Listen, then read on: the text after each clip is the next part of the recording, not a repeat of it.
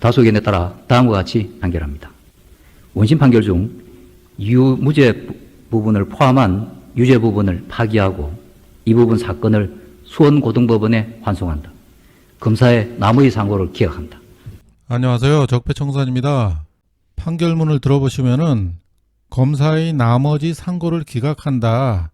지금 허위사실 공표죄 부분만 유죄가 나왔고 나머지 부분 무죄 나온 거를 갖다 상고를 했잖아요. 상고를 했는데 나머지는 다 기각을 하고 다른 건 건드릴 게 없고 허위사실 공표죄 부분만 무죄 취지로 이제 파기환송을 한 것이기 때문에 무죄 판결이 나겠지만은 기사가 하나 떴는데요. 이재명 허위사실 공표 혐의 파기환송심이 내달 31일에 열린다. 8월 31일 날 열린다는 얘기입니다. 그래서 기사 내용은 뭐 대법원 판결이 기속력이 있어 무죄 취지 판결이 날 듯하다 이렇게 돼 있는데 파기환송심을 뭐 한 번에 하는 게 아니라 또 뭐 몇 번 또 걸쳐가지고 할 수도 있기 때문에 우리가 이것을 그냥 가만히 보고 있으면 안 된다는 겁니다. 이 기사에서도 보면은 법조계의 관계자는 대법원이 파기환송한 사건이라 하더라도 앞으로 몇 차례의 파기환송심 심리는 필요할 것으로 보인다면서 그러나 검찰이 새로운 증거나 증인을 신청하지 않는 이상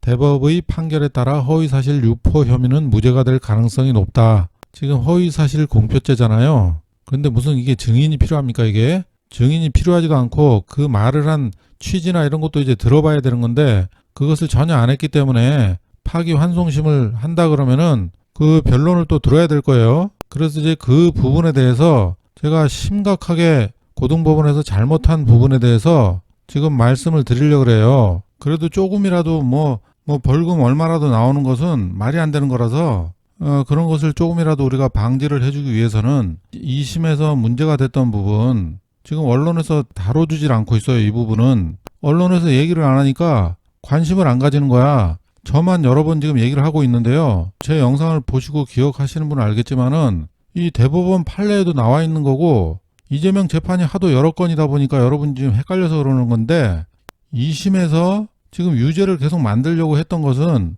직권남용이죠. 그래서 검사들은 직권남용만 하면은 이 허위사실 공표죄는 그냥 어떻게 넘어올 것이다. 이런 마음으로 그쪽에 집중을 한 거고 재판부도 아예 공판 자체를 안 한 거예요. 허위사실 공표죄를.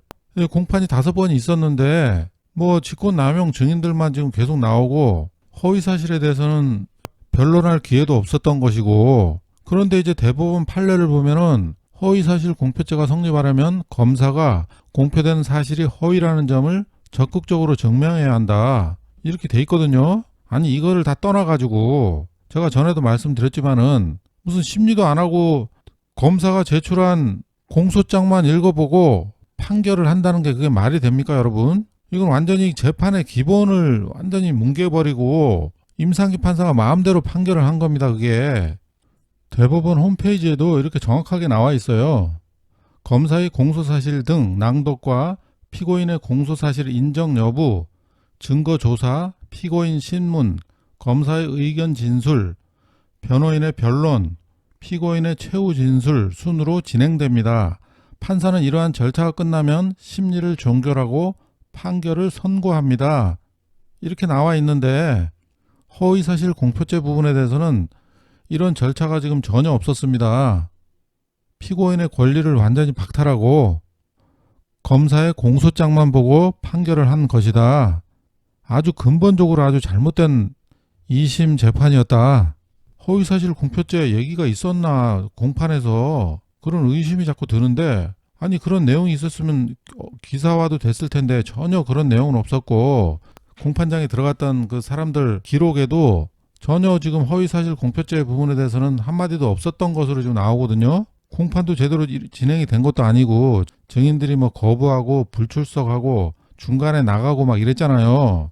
재판이 예를 들어 허위사실 공표죄 부분 하나라고 생각을 한다면은 판사가 공판을 하나도 안 하고 그냥 판결만 한 거예요. 그냥 공소장만 보고 가장 심각한 부분이라 이겁니다. 이게. 그런데 정말 아무도 이걸 신경을 안 써요. 언론에서는 뭐 직권남용만 그냥 그것만 신경 쓰고 있으니까 전부 다. 왜 그러냐면 이 허위사실 공표 자체가 이게 말이 안 되기 때문에 언론에서도 이걸 다뤄주질 않고 그냥 직권남용만 계속 다뤘던 거잖아요.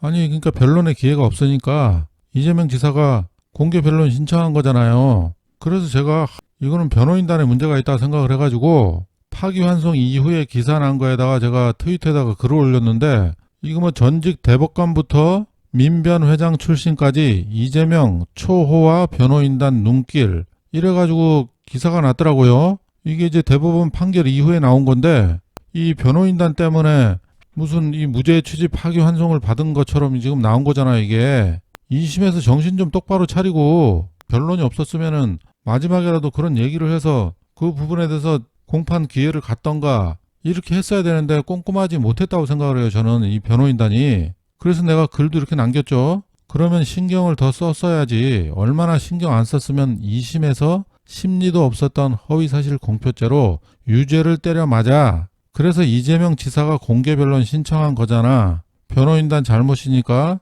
축하 의미에서 변호사 비용 50% 할인해 드려. 제가 이렇게 글도 남기고 했는데, 그런데 무슨 뭐 대법관부터 무슨 초호화 변호인단이라고 이렇게 기사가 나니까 이게 답답하지 않겠어요? 뭐 어쨌든 다시 고등법원으로 파기환송됐기 때문에 고등법원에서 무죄로 판결이 날 가능성이 높지만은 또 어떤 짓을 할지 모르기 때문에 고등법원에서 또 유죄를 자기들 마음대로 또 심리도 없이 한다는 것은 정말 말이 안 되는 것이기 때문에 사전에 이런 것을 방지를 해야 된다. 변호인단은 좀 신경 좀 써야 될 것 같습니다. 언론에서 이걸 한번 다뤄줘야 되는데 왜 이걸 안 다뤄주는지 모르겠어요. 네, 감사합니다. 여기까지 하겠습니다.